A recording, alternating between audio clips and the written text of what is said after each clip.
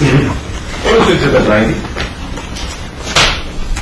It's a list of discussion points that were related to the non-compliance of the city center loan. Starting with the first paragraph. What is the first non-compliant issue that you identify? Building 2 did not have enough pre-leased area to justify full build-out at this point in time.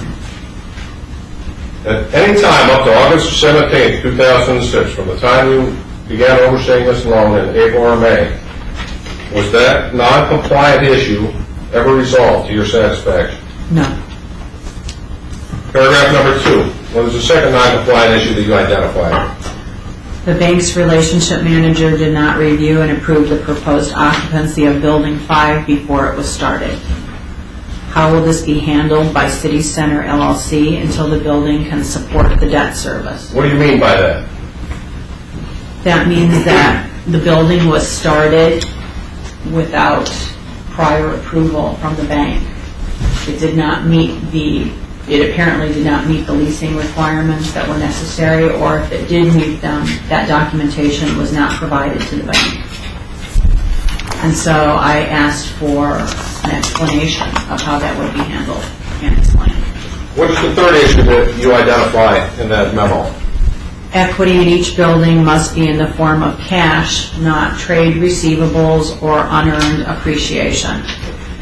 How will this be handled from this point forward, and how will the deficiencies that have accrued to date be reconciled? Could you explain to the jury what you mean a little bit about trade receivables and all that business? Yes, it means that you can't trade work for equity, and also appreciation that's earned. Say if you purchased property for $100 and it was appraised at $100,000. That is equity that might be accruing to you as the buyer of the property, but that's not cash equity that's required for the construction. That's unearned equity. By the same token, might that appraisal come in less than the $100 that you have invested in constructing the building? Yes. And what would happen in that instance? It would change the value of the property. And would the result be the same as the cash input required? In terms of? If there were a loan agreement requiring cash input? Or No, the loan agreement, if there was a loan agreement requiring cash for the property or for the vertical construction, it would not change, despite whatever the value of the property was. Are you aware that on the first or second draw there was some set-off equity that was permitted? Do you remember that early on? I really don't recall. That was prior to the time that I assumed the loan. Are you aware of any written modification between City Center and Fifth Third waiving that equity, cash equity infusion? No. Number 4, what are you speaking about there? That the restaurant lease for Building 5 was not an arm's length agreement, since it was signed by Mr. Plank's wife using her maiden name instead of her married name. They were still married at the time, and she had signed other documents for the bank using her married name. Well, when you say Building 5, is that what we now know as Building 6? Yes. Okay. Paragraph number 5, what are you identifying there? The change in the use, the building and the loan were approved for retail and office use, and subsequent use was changed to residential with first floor retail. And again, was there anything that the bank was doing to prohibit him from, Mr. Plank, from using the property for whatever he wanted to do? No, it was his property. He could do what he wanted with it, but that didn't mean that we would have to fund what he wanted to do with it. That is, if he wanted to house circus animals in building number 6, he could do that, right? Yes, he could, as long as it didn't deteriorate our collateral. Number 6, what are you talking about there? Overhead disbursements were made so that the company, Hawk LLC, could be reimbursed for employer assets. So we wanted to make sure that any overhead was related, that was dispersed in the construction agreement or the funding was related to this job, not to fund other jobs that the company was doing. Paragraph 7, what are you talking about there? That the contract amounts for subcontractors varied significantly. When I actually saw some of the contracts and compared them to what was on the sworn construction statement, there was a lot of variability. They did not match up, and so we asked why. Did you ever get a satisfactory explanation as to why the subcontracts didn't match the contracts amounts that they were putting in the sworn construction statement? No. What about number 8?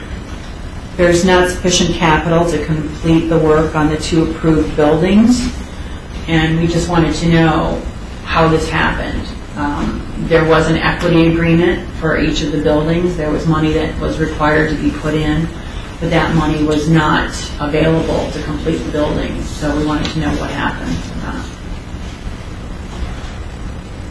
Number 9, what's going on there? There was an agreement to fund, there was no agreement by the bank to fund the build-out, referencing the Cold Stone Creamery. That was not the bank's responsibility, nor was it in the contract for the bank to fund. So we wanted to know why it came from the city center proceeds and how that was going to be handled. If items were paid that were not permitted by the loan agreement, whose responsibility would it be to pay for that? That would be the owners. So would that be, is that more equity infusion than you'd have to come up with? That would be, it would not count toward equity in terms of the equity that was required to start a building. That's money that he had to come up with because he had made a leasing agreement. But that would not account against the $210,000 equity.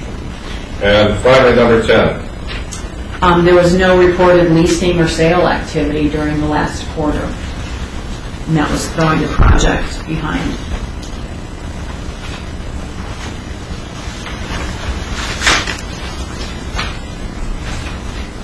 Number 11, what are you talking about there? We hadn't received the required financial statements that showed the project management. So we had no year-to-date financials, and those were required by the compliance and the covenants of the loan. Why are those important? They're important because we need to be able to assess progress and to make sure that everything is proceeding on budget and on timelines correctly. As I mentioned before, when you have a building that the value is determined by the revenue stream and the income, it's important to get that income in place as soon as possible. And so we needed to verify that. What about the next one, number 12? Are we on 12? Yes. 12. The condominium documents were requested when we discovered that Mr. Plank was building out the top floor for residential use. So we asked for the condominium documents because they govern how the sale of those properties would be handled. And we did not receive those, even though he said they were prepared, they were being prepared by his attorney. Why might the sale of a condominium unit be acceptable to the bank if it were submitted that way? The sale of a condominium unit would be acceptable potentially because of the fact that the loan would be paid down more quickly. So you would be able to have large chunks of the loan be paid at once, and that would really mitigate some of the risk. What's your next number? The inspecting architect has not seen evidence of materials and off-site storage despite numerous requests for backup data. So the inspecting architect's report, they could not verify that the materials that the builder and the owner said were being stored off-site actually existed anywhere. So that was something that I wanted an answer to as well. Is that it? Or are there more? No, there's another one. The sworn construction statement indicates leasing commissions were paid out, but there was no leasing activity.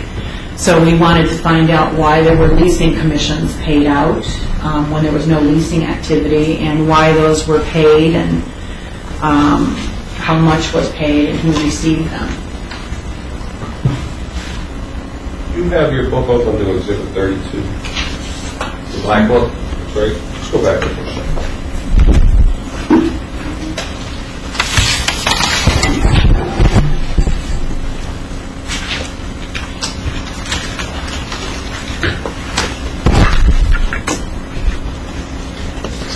Go to the second page of that exhibit.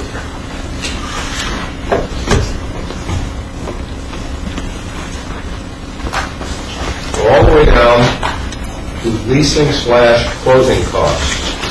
You see that? Yes, sir. If you look under the column prior payments,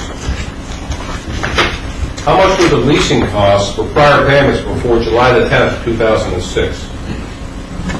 $81,273. Is that what you're referring to? Yes. And then finally in your memo, you have proposals. What was your first proposal? Has an attempt been made to secure end loan financing for buildings 2 and 5, as was discussed in our June meeting? What are you referring to there? I'm basically referring to a proposal that was put forth that those buildings be sold individually, and to see if there had been any progress made on that. Were you made aware of any? No. What about your second proposal? The equity issues need to be resolved, and we wanted to know what the plan was for that.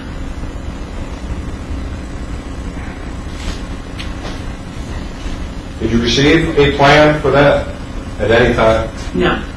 What was your third proposal? It related to the development experience. We wanted to talk about if there was a need to place someone in charge of the project who could actively manage it and stabilize the project and keep it on budget and on a specific timeline. So we wanted to discuss that. And finally, what was number 4?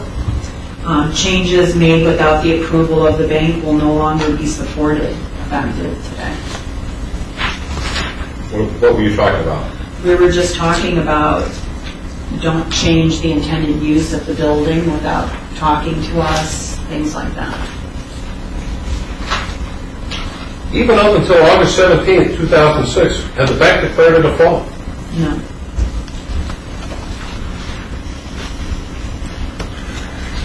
Despite all of these meetings, all of these emails, and all of these letters, did the city center ever bring the loan back into compliance?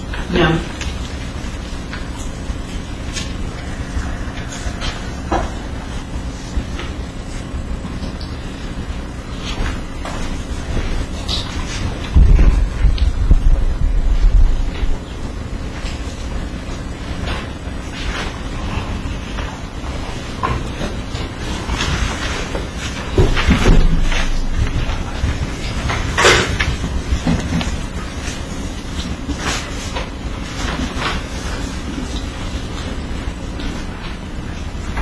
One second, Your Honor.